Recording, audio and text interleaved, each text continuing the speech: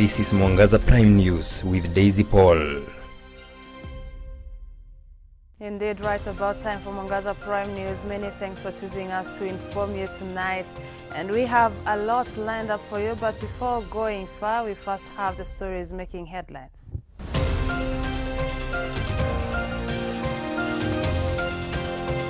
Preparations for the inauguration of governors-elect underway across the country. A big number of children infected with swine flu in Nakuru County. And parents against the government's move to run elections in schools. Parents, we have suffered a lot. Kila siku watoto wanafunga, wanarudi nyumbani, unatoa fare, unafanya hivi, unafanya vile. Chebukati ought to have think about this issue widely before postponed these elections.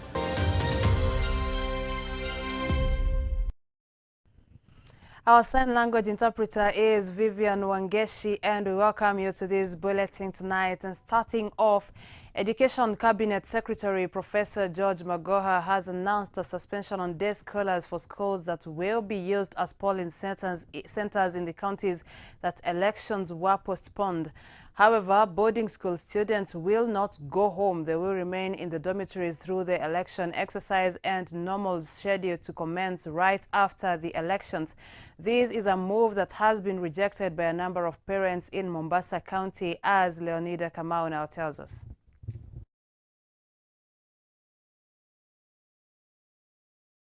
Schools located in Kakamega and Mombasa counties, where the gubernatorial elections was not held on the 9th of this month, are expected to be closed only on the day of election, which is on Monday, the 29th next week. This is after IEBC announced that it has postponed the elections in both counties. Making the announcement, the Minister of Education, Professor George Magoha, said that none of the boarding schools that are used as polling stations in the election will be closed, since the students in those schools will stay, but students from day schools will stay at home that day. We have agreed, having consulted Mr. Chebukati and Mr. Hussein Marjan, that as far as the polling centers are concerned, we are happy to allow them to use our facilities in both primary and secondary schools. But we have also agreed that the tallying centers, which may require more than one day, we have agreed mutually that they should be taken to tertiary institutions, and a press release will be coming shortly to say so. In terms of our children, because we don't want them to miss any more time, we have also agreed as a government that the boarding schools shall not be closed, they will not be interfered with. Those that are polling centers, the children will remain in their boarding houses, in the fields and the libraries.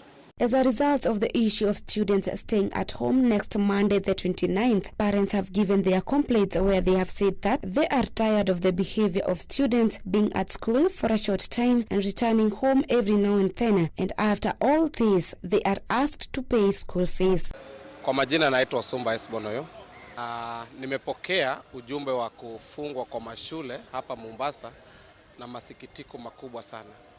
Na mimi kama mzazi ambaye ni mzazi wa watoto 4 ambao wako katika shule za upili na shule za kimsingi, nimeghadhabishwa sana na hiyo issue. Parents, we have suffered a lot. Kila siku watoto wanafunga, wanarudi nyumbani, unatoa fare, unafanya hivi, unafanya vile. Chebukati ought to have think about this issue widely before postponed these elections. Kwa majina naitwa Relax Omogi. Mimi ni mkaaji wa Mombasa hapa. Nataka nianze mwanzo, ni jambo la kusitika sana, kwa sababu tumekuwa na wakati ngumu sana, wakati wa watoto kukaa nyumbani baada ya wiki moja, baada ya siku fulani. So tumekuwa na shangaa sana, kwa sababu Chebukati kama commissioner anajua vizuri watoto watakana wakue shuleni wakati wa Monday.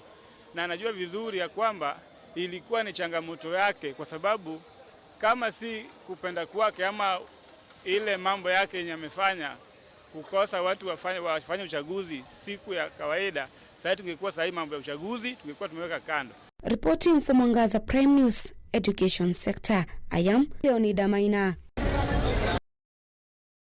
That was Leonida Maina and not Leonida Kamau, as I had earlier stated. And moving forward now, religious leaders in Meru County have expressed their concern with the increase in killings witnessed in the country of the IEBC officers. And speaking to journalists outside the Catholic Church in Meru, the leaders have asked the security department to increase the security of officers during this period that the presidential election and other areas have not yet been resolved. Kemea wafanyakazi ambao waliumia ama waliuliwa kwa sababu wakiwa katika mambo ya kisiasa. Ni jambo sio la sawa wala sio la uzuri. Tunatoa pole sana kwa familia zao na tunaomba serikali ichunguze na wale ambao wamefanya vitendo hivi wafikishwe mahakamani. Na kama kuna security yote wanafaa kupewa, ni jukumu la national government to provide such security, ili wale wafanyakazi popote pale walipo wajikuta wako salama na wanalindwa.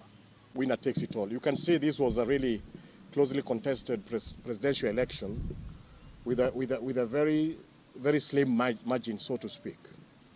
I think in future, as the incoming government, which is going to be put in place, should consider some of the changes in the constitution, so that we know that whoever wins takes the government, whoever becomes number 2 takes the leader of opposition. It should be officially maybe enshrined in our constitution. Then that way conflict will end, because right now we don't know whatever ruling the Supreme Court is going to undertake after the hearing. We don't know what happens next. So to curb that scenario in future, we ask our leaders to amend our constitution in the right way, so that no winner takes it all. Winner takes the government, then the other one checks the government as official leader of opposition. We need to reach out to those who lost so that we can encourage them and make them active in the community activities. Kuna mambo mengi sana katika jumuiya na familia zetu and communities that many people can do a lot of work. And when they are engaged, the laws through which they have gone through are lowered. They will see that people have value for them. Because sometimes the laws can create a sense that, you mean I don't have any value to these people? No, you have a lot of value. Nakuru County Chief Public Health Officer Dr. Daniel Wainaina has said that a big number of children in the county have been affected by swine flu. This follows the county health records of various health centers where children have been taken to hospital with flu and difficulties in breathing, and after a test it was established that they had swine flu infection. After that, the residents were sensitized on the flu and given measures on how to prevent the disease.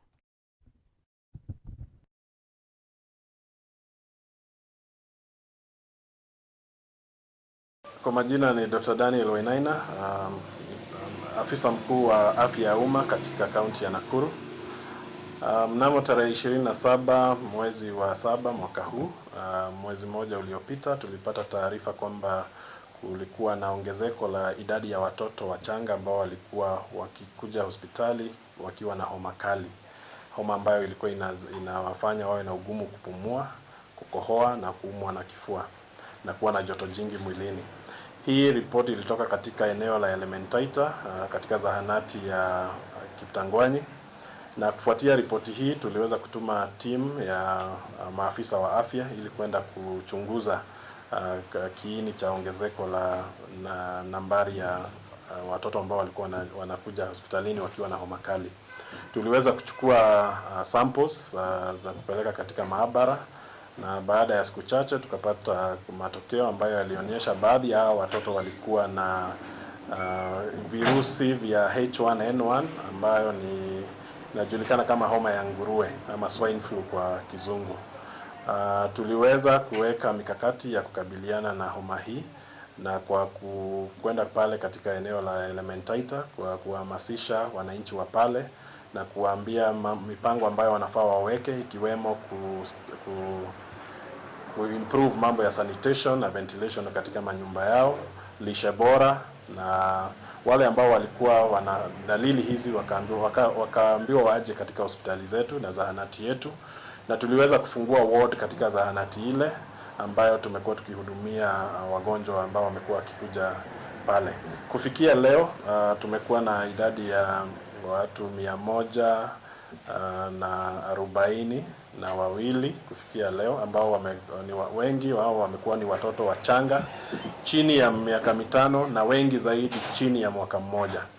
Na kwa wakati huu tuko na watoto 6 katika hospitali ya Kitangwanyi na 2 katika hospitali yetu kuu ya Rufaa ambao wanaendelea kupokea matibabu na wanaendelea vizuri.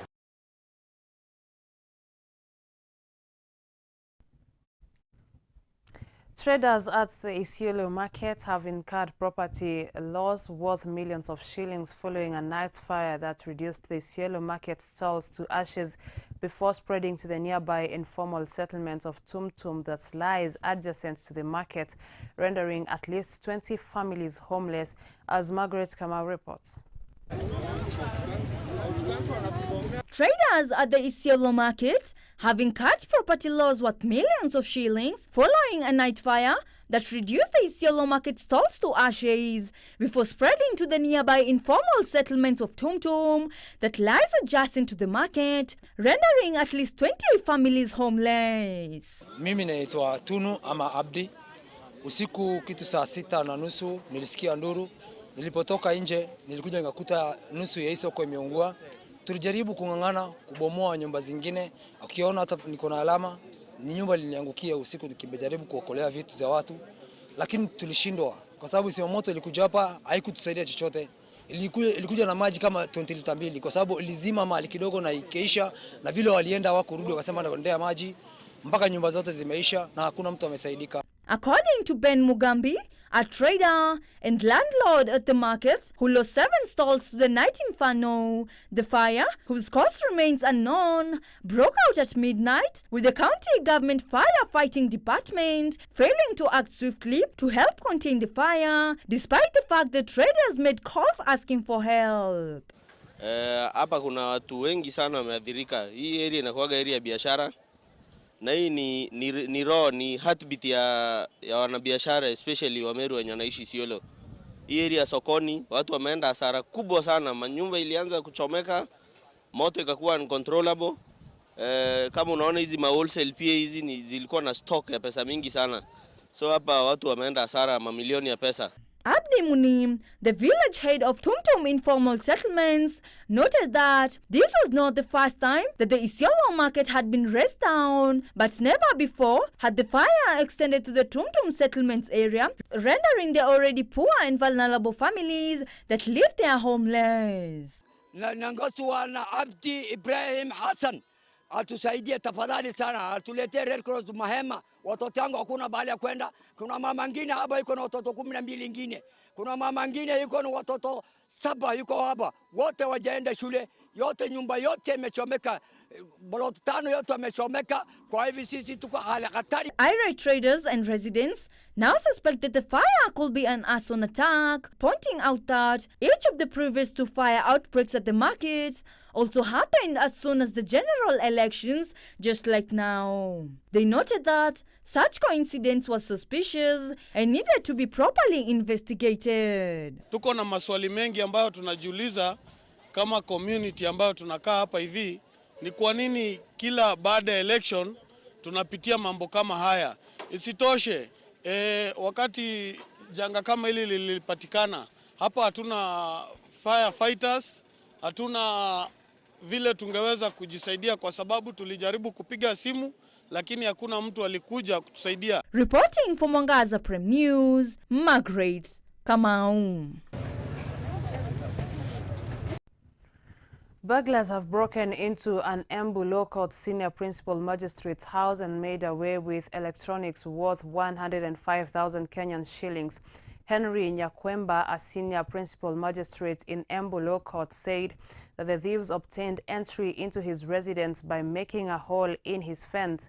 He added that the thieves proceeded and broke into the house by breaking the kitchen back door and gained entry to the house, stealing a fridge, a television set, a water dispenser, and a music woofer, all amounting to 105,000 Kenyan shillings. So on Saturday evening, she put them on, everything was normal.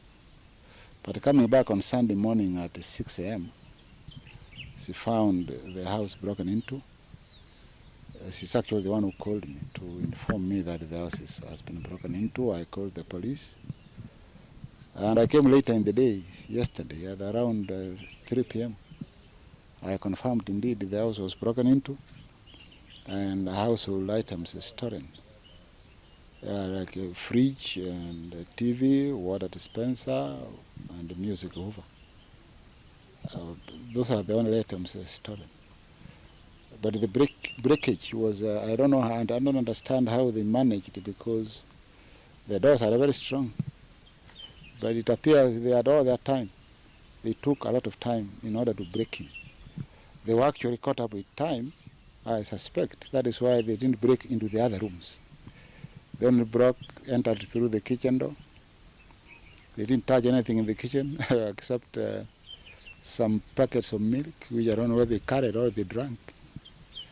Then they went straight to the sitting room, where they knew the fridge is, they knew the TV is, and anything electronic. But this security is an issue here, especially after Kazi Mtaani is stopped. It started being rampant after the Kazi Mtaani was introduced. And they brought people from all over. There is a kijiji down here. Many of them come from down here. So when there is no work, they now know who is who here, who is in and who is out, when one is in, when one is out.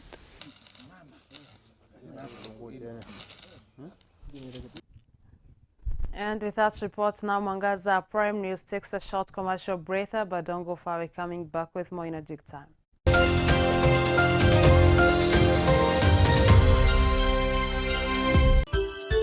Unatazama Mwangaza TV, tumaini lako.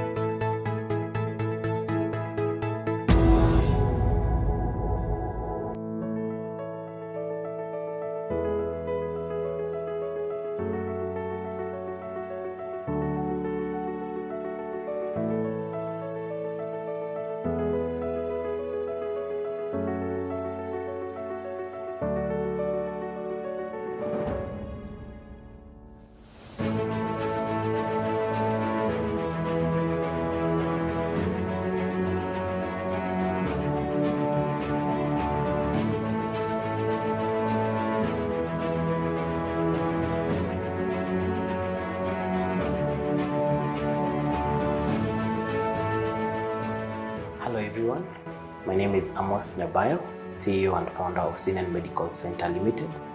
We are located in Loisambu, Lumumba Drive. Our organization started 5 years ago and our services include general consultation. We also have ultrasound screening services. We have comprehensive and affordable laboratory tests. We also have family planning services. We do dental services. We also do late night consultations and treatments.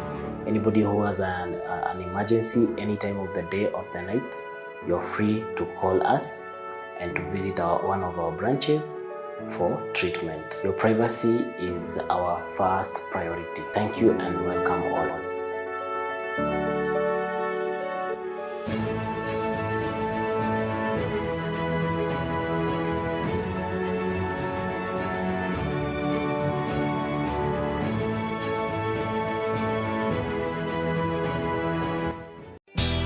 Kampuni ya Kemuma Engineering System ni kampuni tajika ya uuzaji wa bidhaa zote za umeme. Kemuma Engineering System pia wanakuuzia bidhaa na vyombo mbalimbali vya usalama kama vile kamera za CCTV aina tofauti tofauti, generator, battery, inverters na fire extinguishers kati ya zingine kwa bei nafuu. Kemuma Engineering Systems pia wanakuwekea ua la umeme kudumisha usalama na vile access control kwenye afisi na biashara. Zaidi ya hayo, wanaweka milango ya remote na huduma zingine nyingi za usalama. Kampuni ya Kemuma Engineering System imekuwa ikitoa huduma kwa wateja kwa zaidi ya miaka 10 nchini na mataifa ya mbali ya Afrika Mashariki na imepokea tuzo kwa huduma bora. Tembelea maduka yetu ya Kemuma Engineering System jijini Nairobi, eneo la Kamae Road kutoka Luthuri Avenue kwenye jumba la Nyandarua House, orofa la pili, room number 204. Pia unaweza kuwatembelea katika tawi la Kema Gaberone Road karibu na mkahawa wa Sagret katika jumba la Pwani Guest House ground floor. Eneo la Kasarani wanapatikana Max Plaza ground floor mkabala na kituo cha polisi cha Kasarani karibu na benki la Family. Kwa maelezo zaidi wasiliana na Kemuma Engineering System kupitia 0721250846 ama 0712828896. Kemuma Engineering Systems, security at its best. Usipitwe na vipindi uvipendavyo katika runinga ya Mwangaza. Unaweza kutufuata na kuzungumza nasi kupitia mitandao ya kijamii kama vile Facebook, like and share ukurasa wetu wa runinga ya Mwangaza. Tufuate pia kupitia Twitter @MwangazaTV, Instagram Mwangaza TV Kenya, YouTube kupitia Mwangaza TV Kenya. Mwangaza TV, tumaini lako.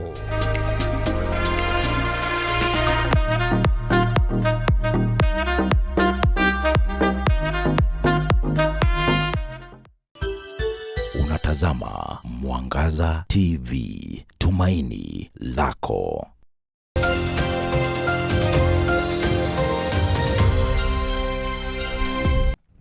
Right, welcome back and many thanks for staying with us. And now moving forward, preparations to swear in the governor-elect for Murang'a County, Irungu Kang'ata, are at the top gear, with the ceremony set to take place on 25th of August. The ceremony will be held at Ihura Stadium, and the Assumption of Office Committee is putting things in order to ensure the process will run smoothly. Maureen Wanjiro gives us more.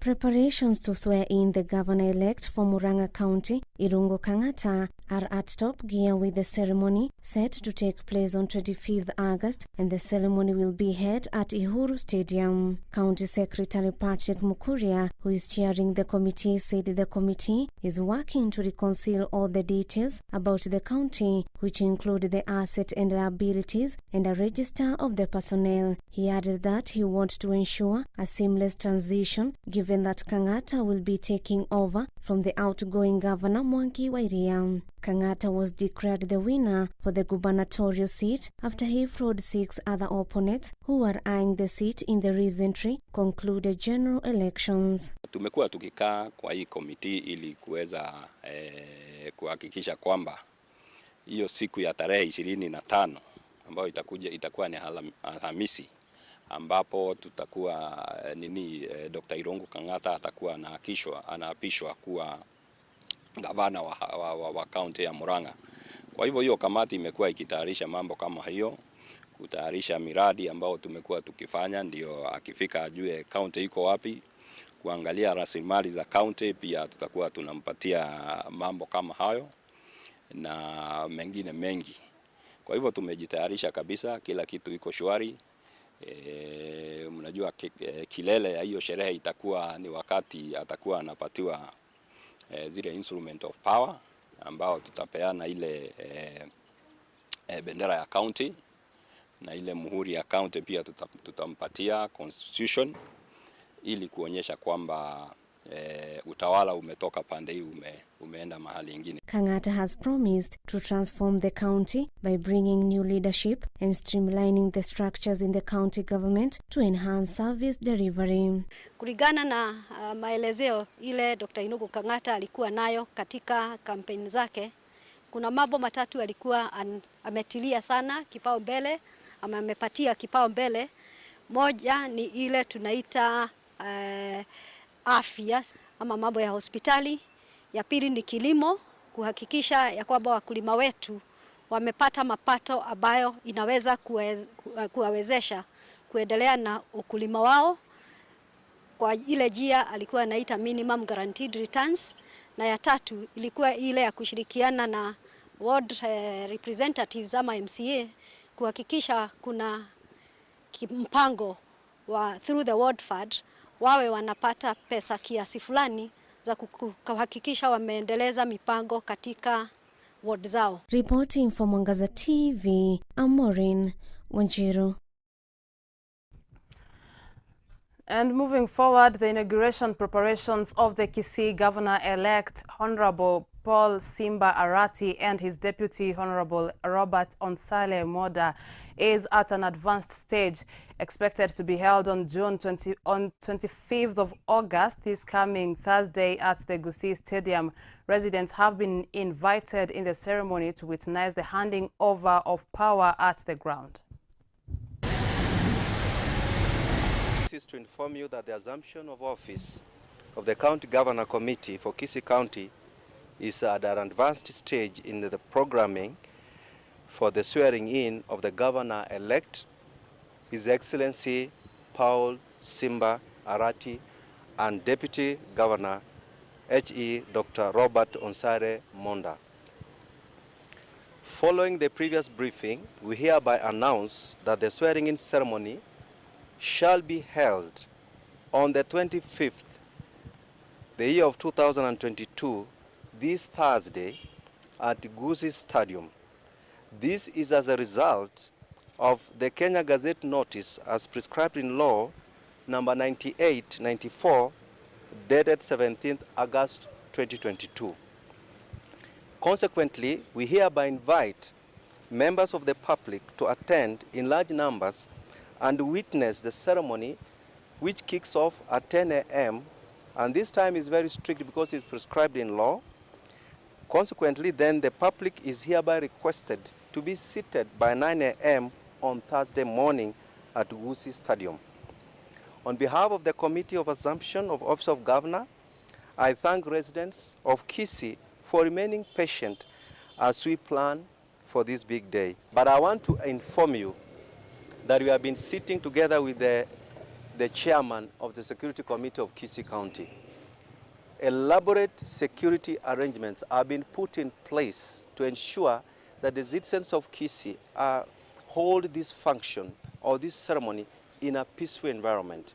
I've got express assurance from the County Command of Police and more especially the chair of the Security Committee, who is our County Commissioner, that Kisii will be peaceful. And we are asking even the residents who are not already in Kisii to make travel arrangements to come to Kisii. Even our brothers and sisters who are abroad, we expect the stadium of Kisii to fill to capacity. Our capacity is normally 10,000 people, but we think there will be a spillover because this is historical in terms of peaceful handing over of power in the county of Kisii. Molo Member of Parliament-elect has lauded the move by the Azimio coalition to proceed to court to question the presidential results instead of causing havoc across the country. He, however, urged them to be ready for the court's decision on the elections and accept any verdict given from the court. Kwanza kabisa ni kuwashukuru washindani wetu wale ambao wa Azimio kwa sababu wameamua kutumia haki yao ya kidemokrasia kwenda kotini. Na tumeona kwamba hii at least ni tofauti na pale walikuwa wanafanya awali ya kwamba kufanya vurugu, kufanya maandamano. Mnakumbuka hapo wale tulikuwa na zile tulikuwa inaita tear gas Mondays. Na kwa hivyo nashukuru sana kwa sababu wao wameonyesha uzalendo kwa kutumia ile demokrasia yao ambao wamepewa katika na katiba kwenda kotini pale kwa Supreme Court. Kwa hivyo we really welcome hiyo decision yao ya kwenda kotini, na isikuwe kwamba hiyo ni isikuwe kwamba watatumia hiyo na tena vurugu pia kwa mambo ya hii ya kudetermine outcome ya hii Supreme Court judgment, ya kwamba wao wakubali mawakili wao wafanye kazi yao, waende waasilishe masuala yao kotini, na sisi upande wa Kenya Kwanza tumejitayarisha vilivyo, wakili wetu tumewatayarisha, tunawangoja pale kotini, na tukubali ya kwamba yale matokeo ama ule uamuzi ambao wale majaji wa Supreme Court watafanya, basi ukuwa ni uamuzi ambao utakuwa binding kwa all parties, na kwamba isiposeme.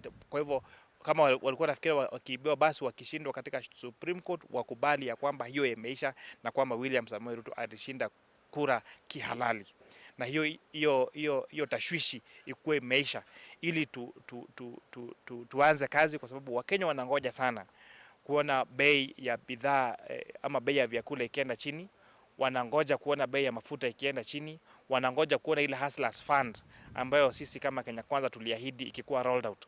Kwa hivyo tunaomba tu mtatuestia time kidogo ya wiki mbili, lakini ni sawa, sisi tuko tayari, lakini tunaomba ya kwamba baada ya uamuzi wa koti mtosheke na hayo, wacha mturuhusu sisi tufanye serikali, tufanye maendeleo katika nchi, na nyinyi mchukue position yenu katika serikali ambayo ni official opposition. Rice farmers in Moya irrigation scheme have said Dhiba Dam will double the production of rice in the scheme. And speaking in Moya irrigation scheme after the dam started flowing through the spillway to Dhiba rivers, farmers led by Water User Association Chairman Maurice Mutugi said the dam will open to provide water to farmers during the dry season, allowing them to grow rice twice in a year. Hapa tuko sasa ni unit ya Kamanyeki, ile ambao ni the new expansion area, na kulingana na utaratibu wetu tunakuwa na program ya kilimo kila msimu. Sasa na kwa vile dam yetu imejaa maji, sasa inapitisha maji kwa spillway, sababu imejaa. Tuna furaha kwa sababu hiyo dam sasa ni kumaanisha ikijaa maji vile imejaa, hatutakuwa na shida ya maji, kwa sababu na lima crop ya kwanza, kimaliza na crop ya kwanza ime ratuni, kimaliza na ratuni, basi tuingie kwa msimu wa ile inaitwa double crop. Hiyo ni kumaanisha mwaka huu tutafanya double crop, na ikiwezekana tutafanya kila mahali katika siku ya Moya. Maji kwanza ni kushukuru serikali kwa kutujengea hiyo damu, kwa sababu tumekuwa na shida kila mwaka. Hii ni shida ikiwa inajirudia kila mwaka, lakini kwa sababu serikali imetuwekea ile damu, tutakuwa tutafaidika. Niseme tunajua kiangazi na kuwa mwezi wa 9 na tutakuwa na shida mingi sana. Tuna shida mingi sana hata kwa hiyo maji wa sababu ni kidogo na mshele mingi kidogo, hasa pande ya Karaba. Lakini wakati huu najua Karaba mavuno itakuwa mingi na ongeza mavuno kwa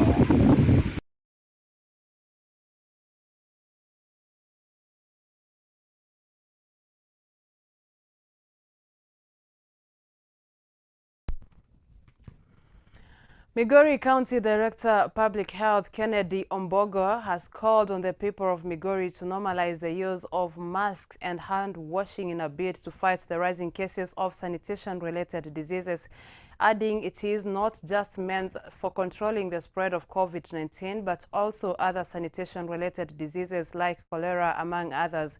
He said cases of sanitation-related diseases in Migori County were low at the peak of the COVID-19 in the county because the majority of the people were wearing masks and also washing hands. We realized that during the pandemic, gastroenteric diseases, when you look at the data, they came down, and probably COVID was a blessing in disguise. That shows that we should continue on the same path. We should not stop washing our hands. Even before COVID, the Department of Health had advocated for personal hygiene. and environmental hygiene, because this goes into preventing so many diseases, not only COVID. Now, I think that personal hygiene has vindicated the Department of Health's position that personal hygiene helps to do so many prevent so many public health related conditions. So far, Migori, we had a target of around 560, and so far those who have interacted with the vaccines are 548,000. So and those who are fully vaccinated are over around 249,000. So we are asking the other half that have not come to take the vaccines that please come and take the vaccines. You may have realized that the disease has gone down, but this is due to the measures but both levels of the governments have put in. We continue to advocate for hand washing. We continue to advocate for wearing of masks. We do not want our people to lower their guards, same as government offices, agencies not to lower their guards, because we lead by example.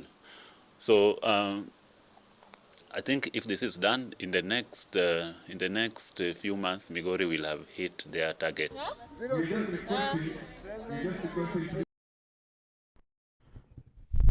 All right, and with that report, we come to the end of this bulletin tonight. Many thanks for staying with us, and thank you to everybody who has made this bulletin a success on this very night. My name is Daisy Paul, and our sign language interpreter is